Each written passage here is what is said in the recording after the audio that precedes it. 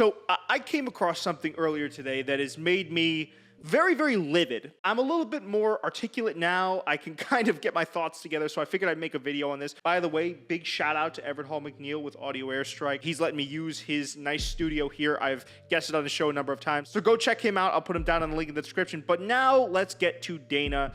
In a post-fight press conference for Dana White's Tuesday Night Contender Series, he ran into a head with some rowdy reporters regarding what else? The pound-for-pound status of Jon Jones. Now to start, I want to give a shout out to all these reporters. It seems like this is the first time where they really pushed Dana back in a big way. They were getting into arguments with him. It's almost like an AI gaining sentience and fighting back against their master. So I thought that was awesome to see off the bat. And it was nice to see Dana kind of come out of his shell a little bit and contradict himself and give non-answers and non-arguments the entire time. But let's get into it. So first off, I want to talk about the defenses that Dana gives Jon Jones in this particular discussion. The big knock that the reporters give, and that I actually agree with personally, against Jon Jones being in the pound-for-pound rankings is the fact that he's been out of the sport for such a long time. I think it's going to be 12 months or 14 months or something along those lines. One of the reporters says it in the video since he's last fought gone. It was an impressive performance.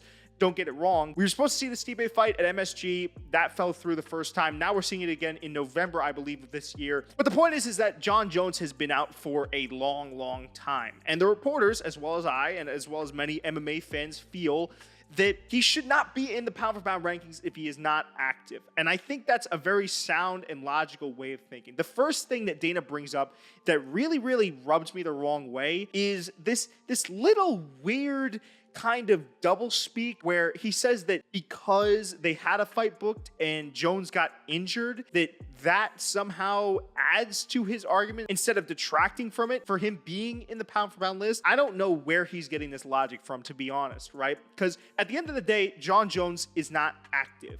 Right? If I break my leg horrifically and I'm a UFC fighter and I'm out for 16 months, there's no difference than if I was, and I'll give the example that Dana was using, there's no difference than if I was just sitting on the couch and not accepting fights, right? So it feels like Dana, and it's what he does for a lot of this conversation, to be frank with you, is deflecting there and using little kind of political arguments in order to justify why Jones is still up there, despite many of the other athletes who he goes on to slander, including Makhachev, which I thought was in very poor taste. I mean, he caveats that beforehand, saying that he's not trying to disrespect his guy, but then going on to make the insinuation that because Makhachev, many people thought, lost to Volk, that Makhachev's pound-for-pound status should then be in question. I don't honestly get that. Right, so he has other guys that are more active, but Dana's concerned about whether or not Jones had an injury. By the way, certain fighters go into fights with injuries. In fact, it's quite common in the fight game. Pereira's a guy that has saved cards left and right this year, and he's constantly getting injured going into fights. You don't see him pulling out. You don't see him taking a year from an injury, right? But in this case, Jones gets special treatment. And I think in part, this is due to the past that he has with Dana and with the company, because that's another point that Dana brings up is the past. And you know, you look at the record, the combined record of all the guys that Jones has fought. And, you know, I was back around when, you know, you knew which guy wanted to fight which guy. That's how the business works, Dana. You're the promoter. You're the guy that people go to talk about fights. So obviously people would go to you when they want to fight people. But he says that Jon, this is somehow supposed to be an addition to the argument that he should be in the pound-for-pound list, that Jon wasn't ducking anyone back in the day, when right now he has a guy in an interim champion that's right in front of him that he's actively sidestepping. So that's another weird argument that Dana makes, is like, because he was game to fight people in the past and now, you know, he's promised this fight for Stipe, that somehow that's supposed to add credit again to Jones' side of the argument, right? And that's kind of the theme that I noticed throughout most of Dana's strawman arguments here, is that we're relying a lot on the past, right? He says he's the pound-for-pound greatest. He even brings up the 12-6 elbow loss on Jones's record and adds that the referee that worked that fight should never be working again, when in reality, right, it's just a loss. Jones was demolishing that guy, to be fair. It doesn't have any bearing on what we're talking about right now. What we're talking about, what all those reporters are talking about, and what all these fans are talking about is the fact that Jon Jones has not fought in a year. He is actively ducking some of the upper echelon heavyweights that Tom Aspinall, the interim champion, is fighting Curtis Blades, Sergey Pavlovich, right? Volkov is coming off a big win. I'm sure if Jones keeps ducking, don't even get me started on whether or not either of those guys are going to retire, because Dana said possibly the dumbest thing that contradicted himself towards the end of this interview, but we'll get to that in a second. I'm sure Tom Aspinall is going to face all those guys, if not has faced all of them already.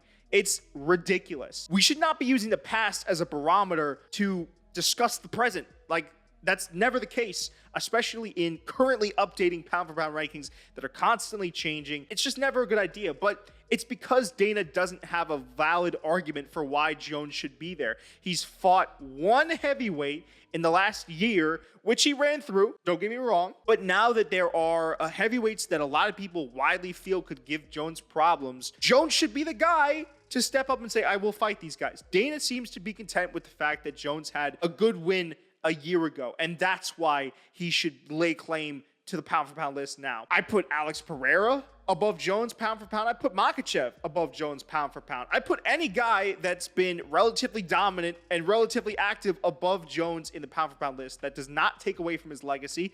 That doesn't take away from who he is as a fighter. But again, what the reporters are saying and what everyone else except Dana is saying is that we should just wait until Jones gets back in there. And against Stipe, because that's the thing, is like, if he comes back, and I know I'm all over the place this video, but again, I'm getting really annoyed by all of the inconclusive and weird logic that Dana seems to be using here. If he comes back against Stipe, is that even necessarily a good, I'm going to use the same word again, barometer for Jones to be back in that pound-for-pound tier list? I don't think so. Get a win over a Tom Aspinall. Get a win over a top 5 heavyweight. Excuse me, another top 5 heavyweight, because he did, again, have that win against Gone. I'm not taking anything away from him there. But get another win against another top 5 heavyweight, and I have no problem with him getting back into that pound-for-pound list. That's just me. Another thing that pissed me off beyond belief is a reporter brings up the fact that Dana thought that Jon Jones lost that Reyes fight. You could hear it, and I'll play it for you guys now. Reyes. Huh? And when he fought Reyes, you said you thought Reyes won the fight. He didn't win the fight. Jon Jones did. But you said you thought he won the fight. Who gives a shit? I'm not the fucking judges. The guy didn't win he didn't lose the fight. And the one loss that he has is from a referee that should have never been a referee in a million years. He's never lost. We were just talking tonight, these kids that come in here that are undefeated, you know how hard it is to stay undefeated? And so there you have Dana just blatantly throwing under the rug the fact that he once thought that Jones lost to Reyes. Now, I will say the reporters didn't have the best arguments to combat what Dana was saying here, right? Like, of course, it doesn't really matter whether or not he really lost that Reyes fight or not, because in the judges' eyes and the judges' scorecards, Jon Jones won that fight. But it's the flippancy in which Dana just kind of disregards it, and the stark contrast to him talking about the combined resume and how Jones has never lost, that makes it feel like Dana is just really, really caping hard for Jones. And that makes me wonder, and again, I'll get to that at the end of the video, why I think that Dana is doing all this. But to me, that also personally annoyed me, because Jones didn't really look good in that fight. Then he brings up another weird thing when he's talking about the history of Jon Jones, says the only real mark against him is refusing to fight Chael Sonnen. And I'm not defending Jones, but like, what a softball weak argument as well. Jones was not scared of fighting Chael Sonnen. I'm sorry. That's just not how things played out. Like, I don't know what not fighting Chael Sonnen has to do with the pound-for-pound list right now. If someone can explain the mental gymnastics that it takes to get to that point, please let me know down in the comment section below. Let me just see. I have to make sure I'm thoroughly getting to all these points, because I want to roast Dana as much as possible here. To round this all off, I have to talk about perhaps the most infuriating part of this interview, where Dana claims to know the ins and outs of Jones's mind and Stipe's mind, and he knows Jones is going to want to fight Tom after the fact, when Jones has been on record as stating that he will retire after this fight, is absolutely silly. And again, I'm not surprised, because it's all part of the mental gymnastics that he's doing here. Seems to want to fit any question that the reporters ask him and retroactively make it so that it fits into his own reality. That's what we're seeing here, right? Like, oh, I know that Jon Jones is going to fight Tom Aspinall after the fact. You guys don't have to worry. And if Stipe wins, who knows? Maybe Stipe won't retire. I think he will. Dana literally says earlier in the interview that he thinks Stipe is going to retire. And then towards the end says,